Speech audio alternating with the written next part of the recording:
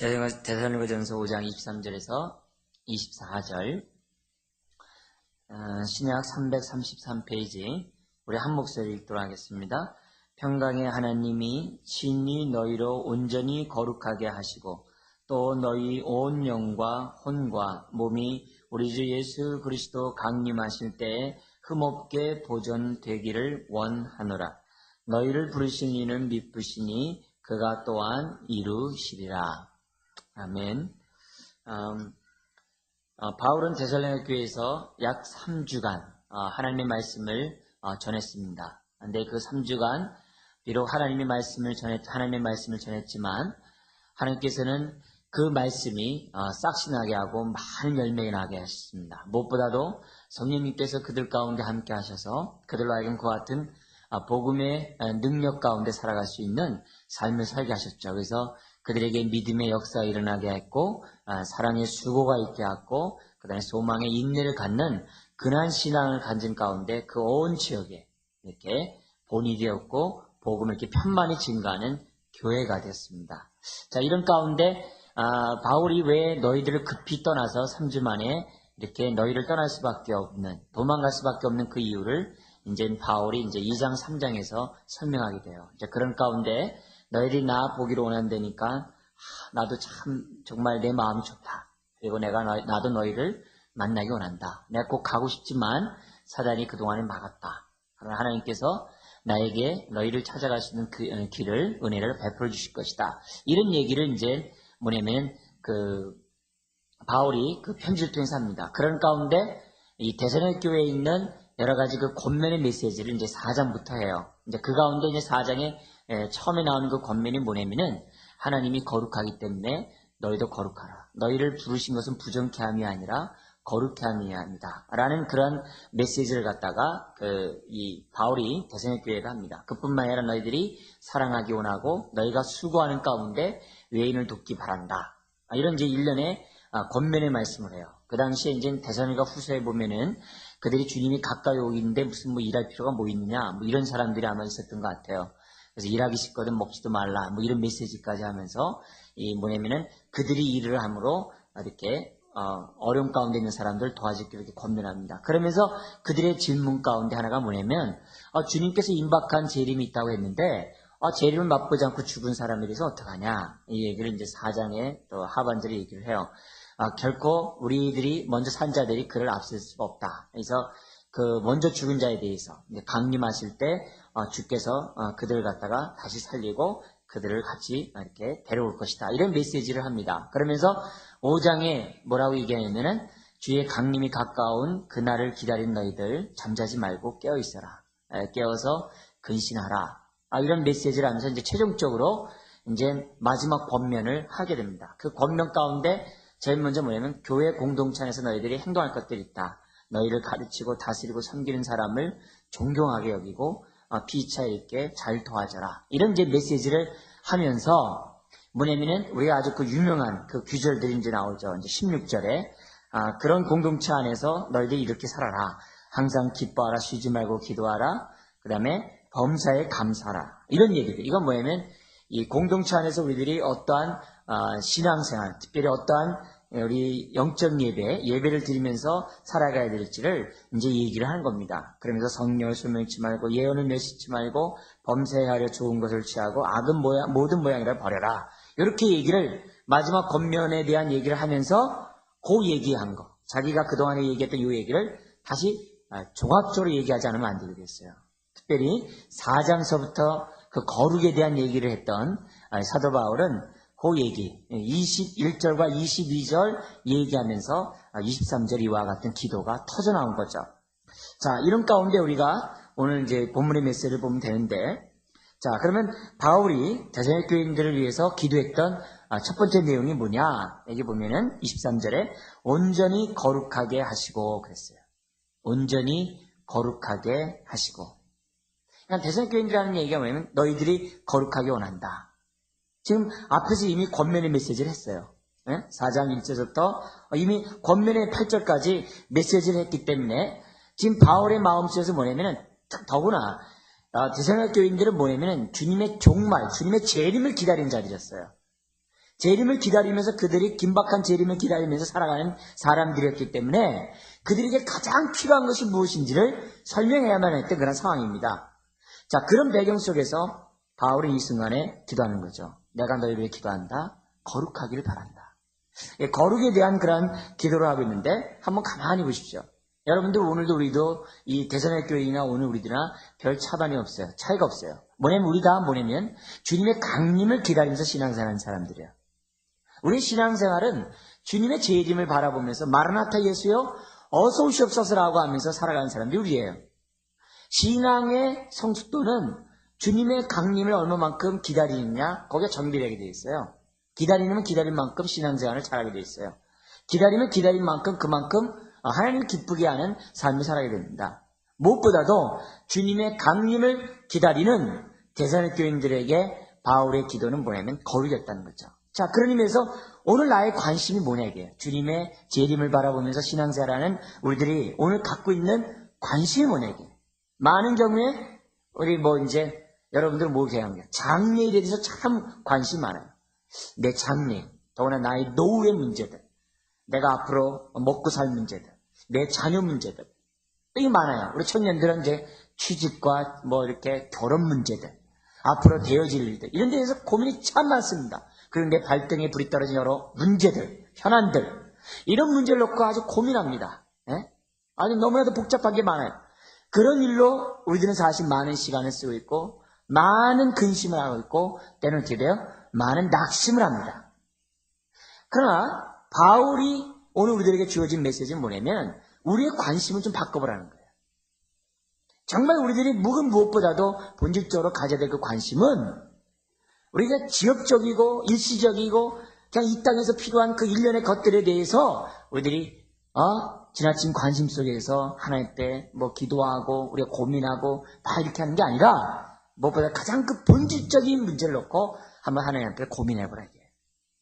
그런 의미에서 오늘 우리들은 하나님의 마음과 하나님의 뜻과 부합되는 그러한 관심과 그러한 우리가 어떻게 보면 기대를 가져야 된다고 보는데 그것은 뭐냐면 바로 거룩이라는 거죠.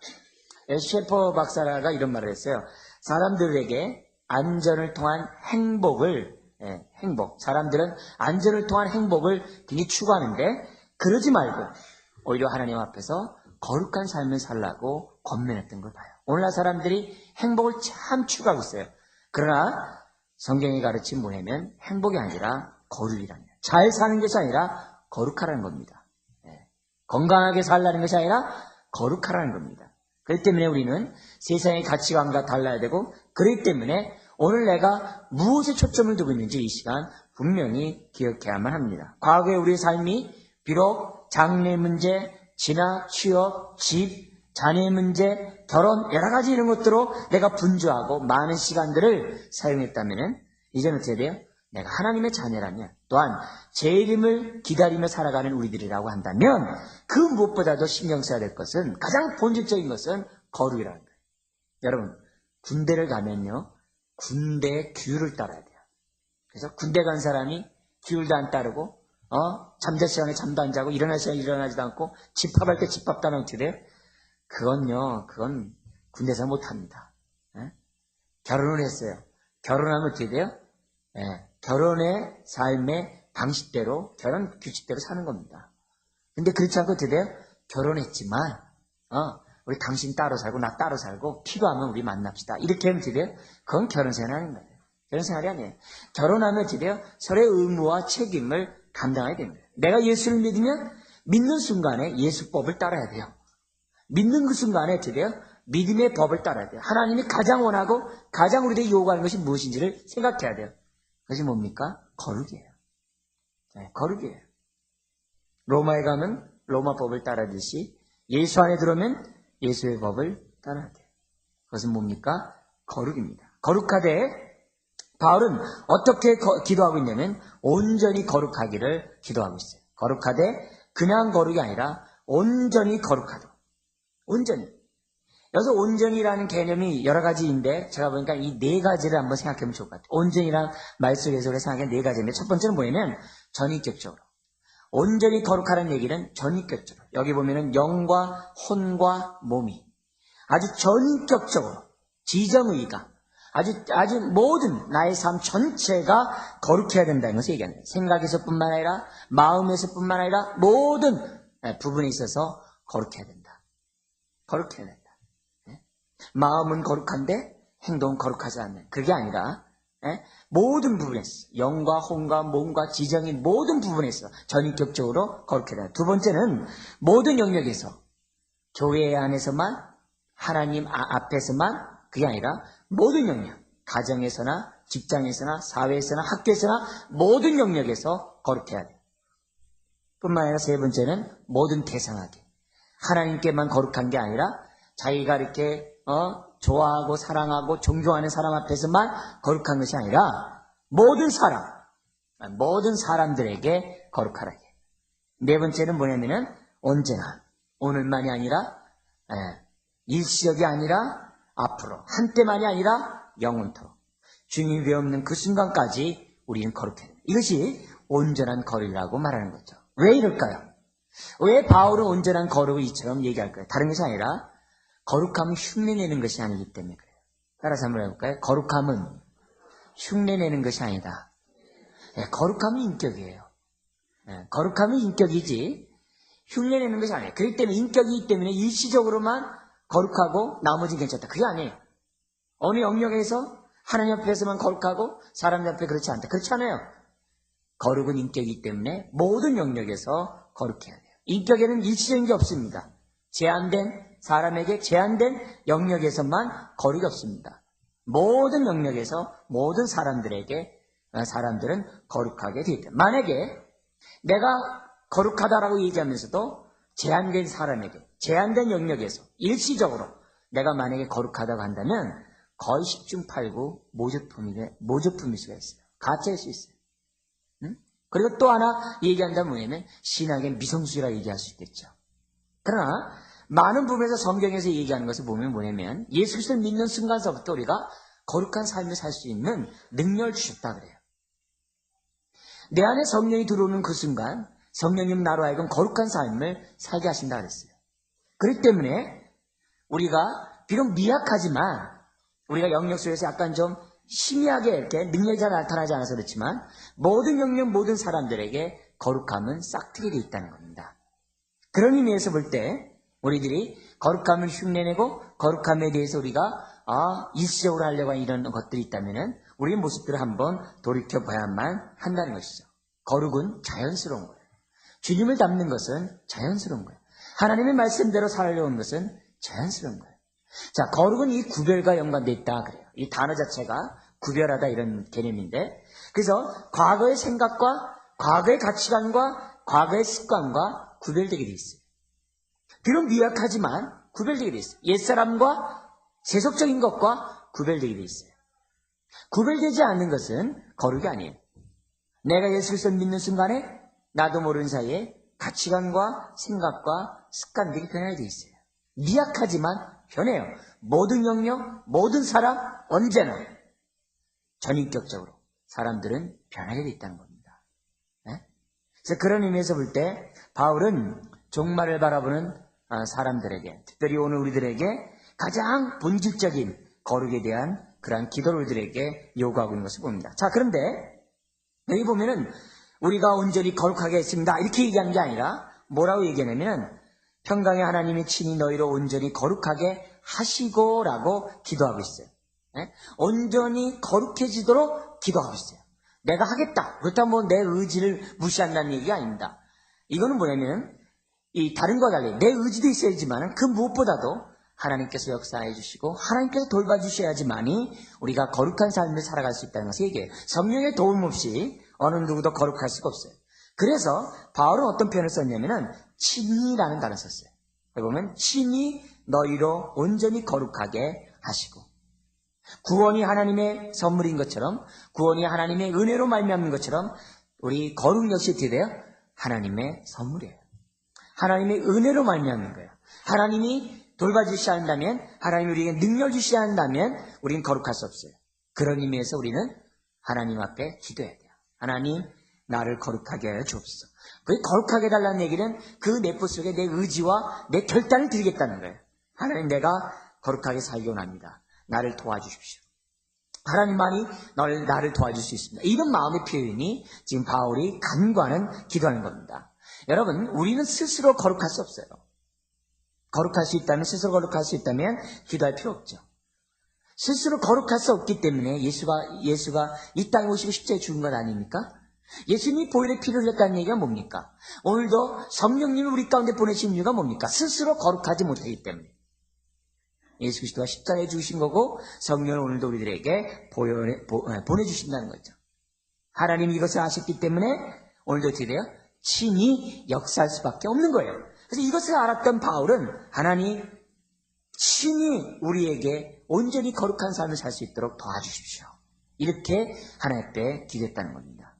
비록 내가 의지하고 결단한다 할지라도 하나님의 인도와 하나님의 능력과 보호함 속에 있다는 것을 오늘 우리들에게 가르쳐주고 있다는 거죠. 여러분 가운데 혹시 내가 스스로 나는 거룩할 수 있다라고 생각하는 사람이 있습니까? 그건 결코 있을 수 없습니다. 있다는 것은 모조품입니다.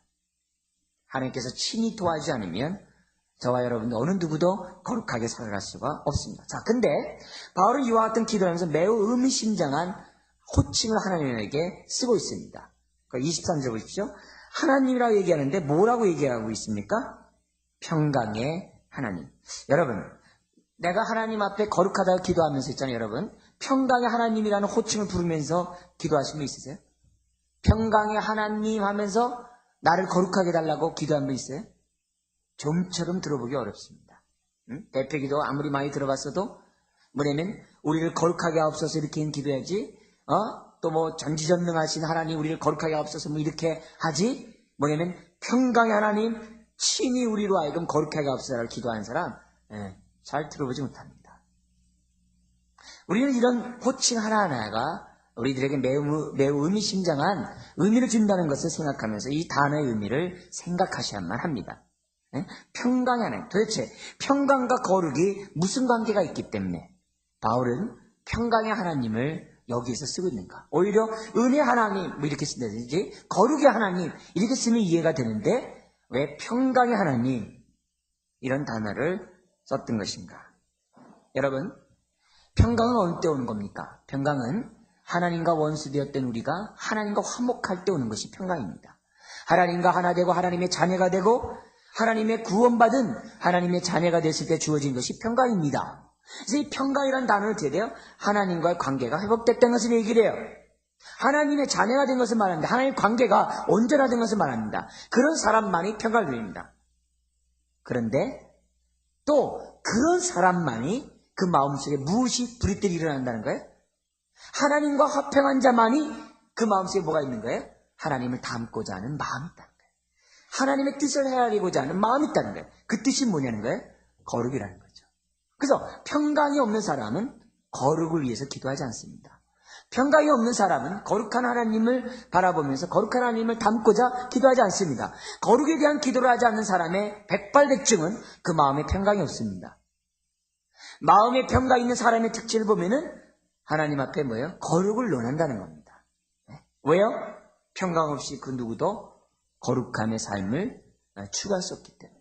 두려운 마음이 두려운 사람, 마음속에 근심 있는 사람, 마음에 걱정 있는 사람이 어떻게 거룩을 논할 수 있겠어요? 그렇잖아요.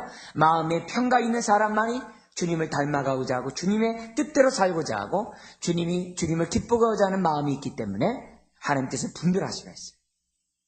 평강의 하나님을 만나지 않는 사람, 거룩에 대해서 기도하지 않는다는 거예요. 여러분의 모습들을 보십시오. 여러분이 거룩을 놓고 하나님께 기도합니까? 기도한다면 여러분 평강 있는 분이에요. 주님을 만나고 있는 분이에요. 근데 나는 평강이 없어요. 그럼 어떻게 돼요? 지금 이 순간에 주님을 통해서 평강을 얻지 못하고 있다는 것을 우리들에게 간접적으로 가르쳐주고 있다는 겁니다. 예수 그리스도를 만남으로 위로부터 오는 평강을 더듬은 사람, 주님을 닮고자 하는 열망이 있다는 거죠. 그렇기 때문에 바울은 우리를 온전하게 해달라고 온전히 거룩해 해달라고 기도하기에 앞서 어떻게 돼요? 평강의 하나님을 그들에게 부각시키고 있다는 것입니다. 그러므로 평강 없이 거룩이 없다는 사실을 기억하고 또한 평강을 만난 사람은 거룩한 삶을 살고자 한다는 것을 깨닫고 우리가 하나님 앞에 기도해야 됩니다. 평강의 하나님, 저에게 두려움과 죄책감과 저의 고통을 사해 주심을 감사합니다. 산소망 없는 저에게 소망을 주시면 감사합니다. 평강의 하나님, 제가 주님을 뵙기로 합니다. 주님 저를 거룩하게 하시고 거룩하게 하시되 온전히 거룩하게 하시고 친히 주께서 저를 거룩하게 하옵소서. 이런 기도를 하나님 앞에 하려면 한다는 거죠. 자, 그 다음에 두 번째 그 기도가 우리 첫 번째 연관된 기도인데요. 두 번째 한 그 기도가 뭡니까? 거기 보면 이렇게 되어 있습니다. 또 너희 온 영과 혼과 몸이 우리 주 예수 그리스도 강림하실 때 흠없게 뭐하기 원한다? 보존되기를 원한다. 지금 뭐냐면 흠없이 보존되기를 원하는 그런 기도를 하고 있습니다. 흠없이 너희들이 강림을 기다리고 있는데 좋다. 강림 오실 때 너희들이 흠없는 모습으로 주 앞에 서기 원한다. 흠없는 모습으로 보존되기를 원한다. 이런 기도를 지금 하고 있는 겁니다. 그러니까 거룩한 삶을 살아가는 자만이 거룩한 주님을 배울 수 있고 거룩한 삶을 살아가는 자만이 강림하시는 주님을 배울 수 있는 은혜가 있습니다. 모든 사람들은 주님의 재림을 사모하고 있습니다. 재림하시는 주님을 만날 때 기쁨으로 주님을 맞이하기로 원하고 있습니다. 그런데 기쁨으로 맞이할 수 있는 일은 무엇이라는 겁니까? 흠없는 자. 거룩한 자만이 주님을 기쁨으로 만날 수 있다는 거죠. 우리가 종말에 주님 앞에 섰을 때 착하고 충성된 종아, 그러면서 우리가 하나님 앞에서 정말 기쁨으로 주님 앞에 설 수 있는 사람은 다른 것이 아니에요. 흠없이 거룩함을 삶을 살았던 그 사람이 주님 앞에 설 수 있다는 것을 우리들에게 보여주고 있다는 거죠. 따라서 해볼까요? 거룩한 삶 없이 보존은 없다. 네, 우리가 기억해야 돼요. 거룩한 삶 없이 하나님을 배울 수가 없어요. 자, 그런데 이 보존 역시 뭡니까? 내 스스로 할 수 있는 영역이 아닙니다. 이 보존 누가 해주신 겁니까? 하나님이 친히 해줘야 돼요. 그래서 기도하는 거예요. 하나님, 저에게 은혜를 베풀어 주셔서 저를 흠없게 하여 주셔서 주님을 배울 때 내가 정말 거룩하게 보존할 수 있도록 친히 저를 갖다가 인도해 주십시오. 그렇기 때문에 바울은 지금 이 시간 우리를 위해 기도하고 있다는 겁니다.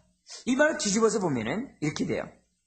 이 바울의 이런 말을 써서 딱 생각하는 게 뭐냐면, 하나님은 우리가 거룩하고 흠없는 가운데 보존된 삶을 살기를 원하고 있다는 것을 우리들에게 가르쳐주고 있어요. 하나님은 우리보다도 우리 자신이 거룩하고 흠없는 가운데 강림하실 주님을 배웠기를 우리보다도 더 원하고 있다는 사실을 기억해야만 합니다. 그리고 하나님은 반드시 우리 인생을 갖다가 거룩한 인생으로 우리를 뒤바꿔 놓으실 것이라는 거죠. 반드시 우리를 거룩한 모습으로 주 앞에 서게 할 것이라는 것을 오늘 우리들에게 가르쳐주고 있습니다. 하나님이 우리를 거룩하게 만들 수밖에 없는 그 이유가 오늘 이 24절에 나오고 있는 것을 보게 됩니다. 그 24절에 보면은 우리가 하나님 앞에 흠없고 거룩한 모습으로 설 수밖에 없는 그 이유를 말하고 있는데 그 이유를 보면은 24절에 나타나 있습니다. 같이 한번 읽어볼까요? 너희를 부르시는 이는 미쁘시니 그가 또한 뭐 한다고요? 이루시리라. 뭘 이룹니까? 우리로 하여금 거룩하고 흠없게 보존되는 존재로서 우리를 이루어 주신다는 것입니다. 하나님이 우리 인생을, 우리를 부르신 우리를 갖다가 이루신다는 거예요. 이건 하나님의 약속이에요. 하나님의 강력한 의지입니다. 유다서에 보면은, 유다서 24절에 보면 이런 말씀이 있어요. 뭐냐면은, 능히 너희를 보호하사, 거침이 없게 하시고, 너희로 그 영광 앞에 흠이 없이 즐거움으로 서게 하실 자, 곧 우리 구주 홀로 하나님께. 이렇게 되어 있어요. 하나님 어떤 분이라는 겁니까? 우리로 하여금 능히 즐거움으로 흠이 없는 모습으로 하나님 앞에 서게 하신다 그랬어요. 하나님의 의지가 뭐라고요? 저와 여러분을 갖다가 흠없이 즐거움 가운데 하나님 앞에 서도록 하게 하는 것이 하나님의 의지였듯이라는 거예요. 바울은 이것을 알았기 때문에 또한 이렇게 역사하시는 하나님을 알았기 때문에 바울은 지금 데살로니가 교인들을 위해 기도하고 있는 거예요. 그렇습니다. 하나님은 흠이 없이 우리와 하여금 주 앞에 설 거예요. 에베소서 1장 4절 5절에 보면 이런 말씀이 있어요. 창세전에 그리스도 안에서 우리를 택하사 우리로 사랑 안에서 그 앞에 거룩하고 흠이 없게 하시려고 자기의 아들들이 되게 하셨으니 왜 하나님이 우리를 선택하시고 우리로 하여금 아들들이 되게 하셨는가? 다른 것이 없어요. 우리로 하여금 거룩하고 흠이 없는 존재로 만들기 위해서. 우리를 선택하시고 우리를 자녀 삼으셨다는 거예요. 하나님이 우리를 자녀 삼으시고 우리에게 구원을 주신 이상 하나님이 우리 인생을 거룩하고 흠없는 모습으로 만들어 가신다는 거예요. 이걸 바울은 믿었어요. 그래서 부르시는 그 하나님께서 그것을 또한 이루시리라고 우리들에게 말씀하고 있다. 이 얘기는 뭡니까? 사람이 흔들릴 수 있다는 거예요. 내가 어떻게 나 같은 자가 거룩하지? 나에게 흠이 많고 점이 많고 부끄러움이 많은 내가 어떻게 하나님 앞에 즐거움을 쓰지? 내가 어떻게 거룩한 모습으로 주 앞에 설 수 있을까? 이렇게 흔들릴 수 있는 사람들이 그러지 말라는 거예요. 하나님이 너를 갖다가 반드시 그렇게 이룰 것이다. 그렇게 말씀하는 것입니다. 이렇게 우리들이 확신하는 이유는 24절에 있는 것처럼 이루시는 그분이 어떤 분이라는 거예요? 미쁘시기 때문이라는 거예요. 여기서 미쁘시다는 것은 성실하다는 거예요. 하나님의 약속을 신실하게 지킨다는 거예요. 결코 변치 않을 그러한 분이라는 것을 우리들에게 보여주고 있습니다. 사람들은 안타깝게도 하나님이 이루었던 신실함에 대해서 자기의 믿음을 더하지 않습니다. 그 증거가 기도하지 않는 겁니다. 기대조차도 않는 사람들이 많은 것을 보게 됩니다. 그러나 분명한 것은 하나님 우리 인생을 뒤바꿔 놓을 겁니다. 우리 좀 세속적인 말로 보내면 다리 몽둥이를 뿐져서라도 우리를 갖다 때 거룩하고 흠없는 자로서 하나님이 빚어갈 거예요. 고난을 통해서 때로는 뒤에 나의 고통을 통해서 내 인생은 빚어갈 거예요. 그래서 누가 지혜로운 자입니까? 이거 빨리 깨닫고 하나님 주께서 친히 저를 거룩하게 하고 흠없이 보존해달라고 기도하는 자가 지혜로운 자입니다. 다른 것 없습니다. 하나님은 미쁘십니다. 하나님의 뜻이 이렇다면은 그 뜻에 우리의 삶을 드리는 것이 중요하다는 겁니다. 자, 그렇다면 바울이 이와 같은 기도와 우리를 향한 하나님의 뜻을 알았다면 어떻게 됩니까? 다른 것 없어요. 이제 우리도 어떻게 돼요? 바울 같은 기도라는 거예요. 평강의 하나님, 저희가 거룩한 삶을 살게 해주십시오. 주님이 오실 때 흠없이 보존하게 하옵소서. 이렇게 기도하는 겁니다. 그리고 두 번째는 뭡니까? 사는 겁니다. 살 때 21절, 22절 같이 살아야 됩니다. 우리 같이 한번 읽어볼까요? 범사에 헤아려 좋은 것을 취하고 악은 모든 모양이라도 버려라. 범사에 헤아려 좋은 것을 취하는데 어떻게 헤아려야 됩니까? 하나님의 말씀에 비추어서 헤아려 버려야 돼요. 어떤 것이 거룩하신 하나님의 뜻인지 아닌지를 헤아려 보는 거예요. 그리고 좋은 것을 취해요. 좋은 것. 어떻게 하면 주님을 닮아갈 수 있을까? 어떻게 하면 흠없이 살아갈 수 있을까? 어떻게 하면 거룩할 수 있을까? 그리고 악은 모든 모양이라도 버리라는 겁니다. 흉내조차 내지 말라는 겁니다. 가지 말아야 될 거, 보지 말아야 될 거, 듣지 말아야 될 거, 그런 것들 보지도 말고 듣지도 말고 말하지도 말고 구별된 삶을 살라는 겁니다. 그래서 악은 모든 모양이라도 버리고 하나님의 뜻에 따라 좋은 것이 있다면 취할 것을 얘기하고 있습니다. 자, 그런 가운데 4장 1절에서부터 한번 잠깐 보겠어요. 4장 넘어가시면은 거룩한 삶의 모습에 대해서 이렇게 되어 있어요. 우리 4장 1절 같이 읽어볼까요? 정말로 형제들아 우리가 주 예수 안에서 너희에게 구하고 권면하노니 너희가 마땅히 어떻게 행하며 하나님께 기쁘시게 할 것을 우리에게 받았으니 곧 너희 행하는 바라 더욱 많이 힘쓰라. 그래서 우리가 모든 판단의 기준은 하나님의 기쁨이 된다 그랬어요. 그래서 이것이 죄입니까? 죄가 아닙니까? 이렇게 하나님 앞에 우리가 할 것이 아니라 이것이 하나님 앞에 거룩한 하나님 앞에 기쁜 일인가 아닌가 생각하면서 힘쓰라는 것입니다. 그러면서 여기 3절을 읽어볼까요? 하나님의 뜻은 이것이니 너희의 거룩함이라 곧 음란을 버리고 각각 거룩함과 존귀함으로 자기 안에 취할 줄을 알고 하나님을 모르는 이방인과 같이 세격을 쫓지 말고 이 일의 분수를 넘어서 형제를 해하지 말라. 그러면서 얘기하고 있습니다. 그래서 하는 얘기가 7절에 하나님 우리를 부르시면 부정케 하심이 아니요 뭐 한다고요? 거룩하게 하심이라고 얘기하고 있다는 겁니다. 그러므로 오늘 우리들의 하나님이 나를 부르신 뜻이 거룩이라고 한다면은 버릴 것들은 버려. 모든 악은 모양이를 버리라 했어요. 음란에 관한 분들, 자기 아내에 대해서 존귀하게 여기지 않는 것들, 이건 부부지간 마찬가지죠. 그리고 세계를 쫓는 이방인처럼 행동하는 그런 것들, 이런 일련의 그 모든 것들에 대해서 우리가 어떻게 돼요? 거절하는 겁니다. 모든 주변에 있는 사람들에서 궁핍함이 없도록 도와주는 것. 이것이 뭐냐면 좋은 것이죠. 그래서 버릴 것들은 버리고 새로운 가치관을 가지고 좋은 일에 힘쓰는 그것.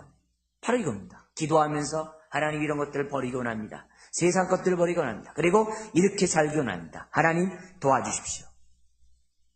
우리가 이런 삶을 살 때, 나중에 주님 앞에 설 때 우리는 흠없는 모습으로 서게 될 것입니다. 자, 우리 결론적으로 여러분이 말씀드려서 성경적 기도를 배운다는 것은요, 현재 우리의 모습과 사뭇 다른 것을 보게 됩니다.